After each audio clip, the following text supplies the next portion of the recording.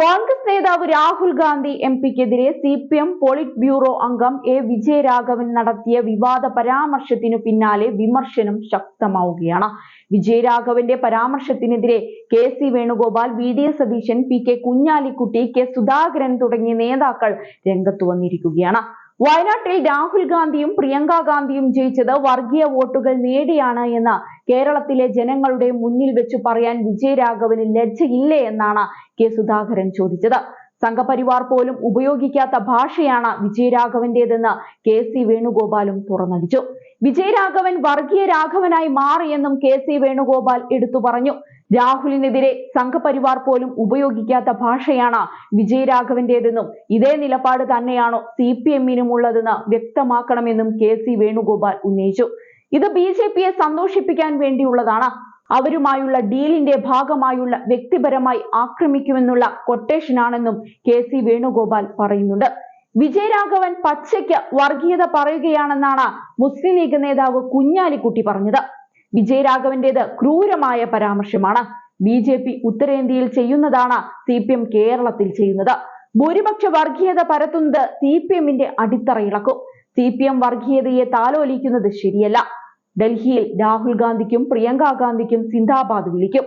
എന്നിട്ട് ഇവിടെ വന്ന് കുറ്റം പറയുകയാണ്. വോട്ട് ചോരുന്നു എന്ന ആദി CPM-നുണ്ട്. വർഗീയത പച്ചയ്ക്കാണ് പറയുന്നത്. ഇത് കേരളമാണ് എന്ന് ഓർക്കണം.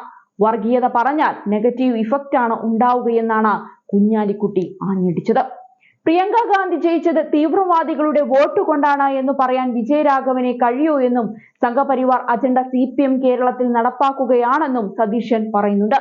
അതേസമയം ലോക്സഭാ തിരഞ്ഞെടുപ്പിലെ രാഹുൽ ഗാന്ധിയുടെ വിജയത്തെ വിമർശിച്ചായിരുന്നു CPM പോളിറ്റ് ബ്യൂറോ അംഗം എ വിജയരാഘവന്റെ വരവ്. മുസ്ലിം വർഗീയ ചേരിയുടെ ദൃഢമായ പിന്തുണയോടെയാണ് രാഹുൽ തിരഞ്ഞെടുപ്പിൽ ജയിച്ചതെന്നാണ് അദ്ദേഹം ആരോപിച്ചത്. രാഹുൽ ഗാന്ധിയുടെ ജയത്തെയാണ് വിജയരാഘവൻ രൂക്ഷമായി വിമർശിച്ചത്.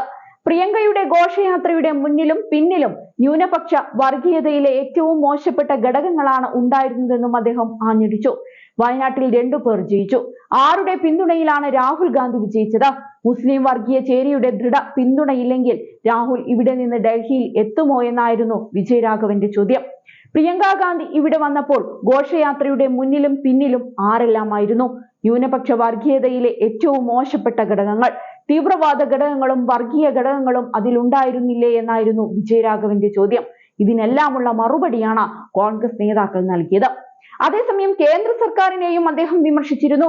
ദേശീയ സ്വാതന്ത്ര്യ സമര മൂല്യങ്ങളുടെ അടിത്തറയിലുള്ള ഭരണ നേതൃത്വമുള്ള നാടല്ല ഇപ്പോഴിതെന്നും അദ്ദേഹം ചൂണ്ടിക്കാട്ടിയിരുന്നു. ചില പരിക്കുകളോടെയാണെങ്കിലും BJP മൂന്നാമതും ഭരണത്തിൽ വന്നിട്ടുള്ള നാടാണ് ഇന്ത്യ. BJP-യെ നിയന്ത്രിക്കുന്നത് RSS ആണ്. സങ്കീർണമായ വിദ്വേഷം നിറഞ്ഞ രാഷ്ട്രീയത്തെ ഉൾക്കൊണ്ടിട്ടുള്ള പ്രസ്ഥാനമാണ് RSS എന്നാണ് അദ്ദേഹം ആരോപിച്ചത്.